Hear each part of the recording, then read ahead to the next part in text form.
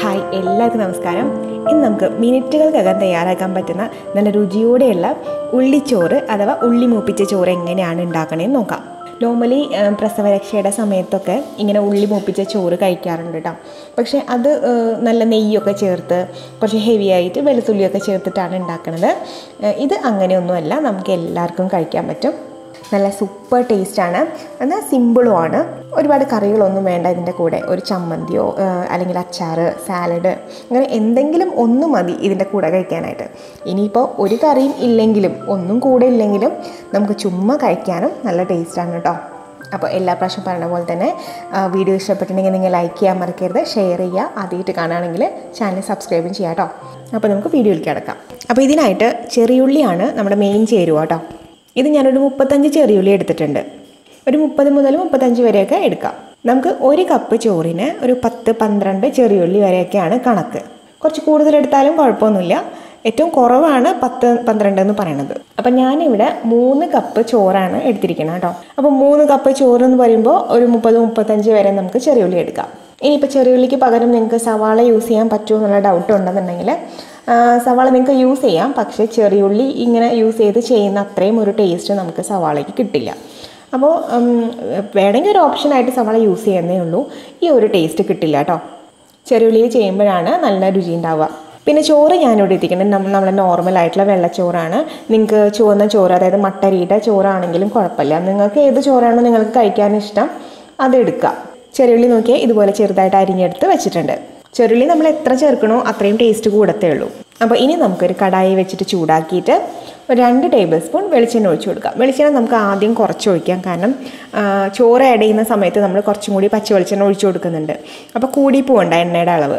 വെളിച്ചെണ്ണ ചൂടായിട്ട് വരുമ്പോൾ ഒരു 3 വറ്റൽമുളക് നമുക്ക് മുറിച്ചിട്ട് കൊടുക്കാം. വറ്റൽമുളക് ജസ്റ്റ് ഒന്ന് മൂത്ത് വരുമ്പോൾ നമുക്കൊരു 2 തണ്ട് കറിവേപ്പില കീറിയിട്ട് കൊടുക്കാം. ആ വറ്റൽമുളകും കറിവേപ്പിലയും കൂടിയൊക്കെ അങ്ങ് മൂത്ത് വരുമ്പോൾ നല്ലൊരു സ്മെല്ലാണ്. ഇപ്പോൾ ഇത് രണ്ടും നന്നായിട്ട് മൂത്ത് വന്നിട്ടുണ്ട്. ഇനി ചെറിയുള്ളി അരിഞ്ഞത് ചേർത്ത് കൊടുക്കാം. ചെറിയുള്ളി നമുക്ക് നന്നായിട്ട് മൂത്ത് വരുന്നത് വരെ കുക്ക് ചെയ്യണം കേട്ടോ. ഇതിപ്പോൾ നോൺ സ്റ്റിക്ക് പാൻ ആയതുകൊണ്ട് തന്നെ ഞാൻ കണ്ടിന്യൂസ് ആയിട്ട് ഇളക്കി കൊടുക്കണില്ല. നമ്മളിപ്പോൾ കറിക്കൊക്കെ ചെയ്യുന്ന പോലെ അങ്ങ് വഴറ്റിയെടുക്കുകയല്ല ചെയ്യുക. ഒരു ഗോൾഡൻ കളറിൽ ഈ ഒരു ഉള്ളി മൂപ്പിച്ചെടുക്കുകയാണ് നമ്മൾ ചെയ്യുക ഇതിന് വേണ്ടിയിട്ട്. അപ്പോൾ അതുകൊണ്ടാണ് ഞാൻ പറഞ്ഞത് നോൺ സ്റ്റിക്ക് പാൻ ആയതുകൊണ്ട് ഞാനിങ്ങനെ കണ്ടിന്യൂസ് ആയിട്ട് ഇളക്കി കൊടുക്കണില്ല എന്ന്. ഇപ്പോൾ അടുക്കി പിടിക്കുന്ന ചട്ടിയാണെങ്കിൽ നിങ്ങൾ കണ്ടിന്യൂസ് ആയിട്ട് ഇളക്കി കൊടുത്തോളൂ. അത് പെട്ടെന്ന് തന്നെ മൂത്ത് വരികയും ചെയ്യും. നമുക്കിതിലേക്ക് ഒരു 1/4 ടീസ്പൂൺ ഉപ്പിട്ട് കൊടുക്കാം. ഇപ്പോൾ നമുക്കിതിനകത്ത് ചെറിയുള്ളിക്ക് വേണ്ടിയിട്ടുള്ള ഉപ്പ് മാത്രം ചേർക്കാം കേട്ടോ. പിന്നെ ചോറ് ചേർക്കുമ്പോൾ നമുക്ക് ചോറിലേക്കുള്ളത് സെപ്പറേറ്റ് ചേർക്കാം. ചെറിയുള്ളി പെട്ടെന്ന് മൂത്ത് വരും.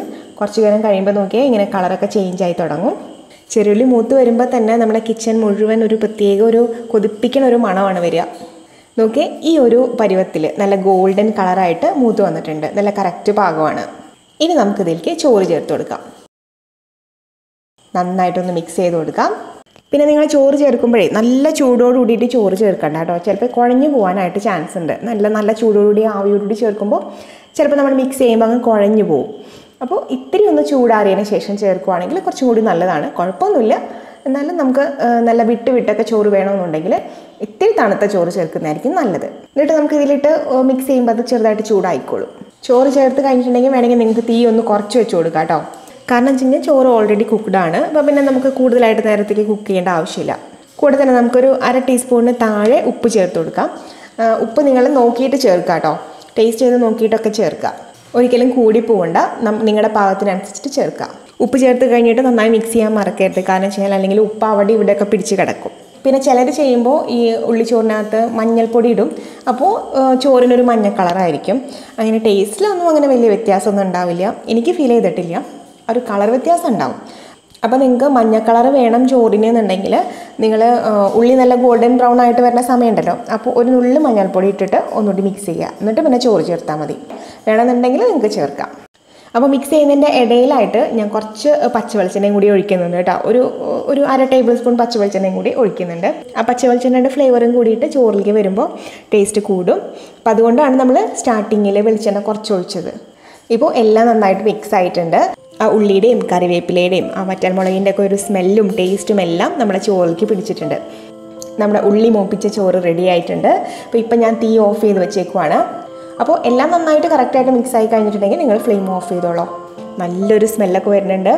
ഇത് നമുക്ക് തനിയെ കഴിക്കാം, വേറെ ഒന്നും ഇല്ലെങ്കിൽ ഒരു പപ്പടമോ അല്ലെങ്കിൽ ഒരു അച്ചാറോ സാലഡോ ഒരു സിമ്പിളായിട്ടുള്ള ചമ്മന്തിയോ ഒക്കെ ഉണ്ടെന്നുണ്ടെങ്കിൽ വേറെ ഒന്നും നമുക്ക് വേണ്ട. തനിയെ കഴിക്കാനും ടേസ്റ്റാണ്. അപ്പോൾ തീർച്ചയായിട്ടും നിങ്ങൾ ട്രൈ ചെയ്ത് നോക്കുക. വല്ലപ്പോഴൊക്കെ ട്രൈ ചെയ്തിട്ട് ഫീഡ്ബാക്സ് ഒക്കെ എന്നെ അറിയിക്കുക. അപ്പോൾ വീഡിയോ ഇഷ്ടപ്പെട്ടിട്ടുണ്ടെങ്കിൽ എല്ലാവരും ലൈക്ക് ചെയ്യാൻ മറക്കരുത്. സബ്സ്ക്രൈബ് ചെയ്യുക. ആദ്യമായിട്ട് കാണുകയാണെന്നുണ്ടെങ്കിൽ ബെൽ ഐക്കണിലും ഓൾ എന്നുള്ള ഓപ്ഷനിലും ക്ലിക്ക് ചെയ്യാം. അതുപോലെ തന്നെ വീഡിയോ എല്ലാവർക്കും ഷെയർ ചെയ്ത് കൊടുക്കുക കേട്ടോ, ഫ്രണ്ട്സിനൊക്കെ മറക്കാതെ ചെയ്യുക എല്ലാവരും. അപ്പോൾ ഇനി അടുത്തൊരു വീഡിയോ ആയിട്ട് വരുമ്പോൾ കാണാം. എല്ലാവർക്കും നന്ദി, നമസ്കാരം.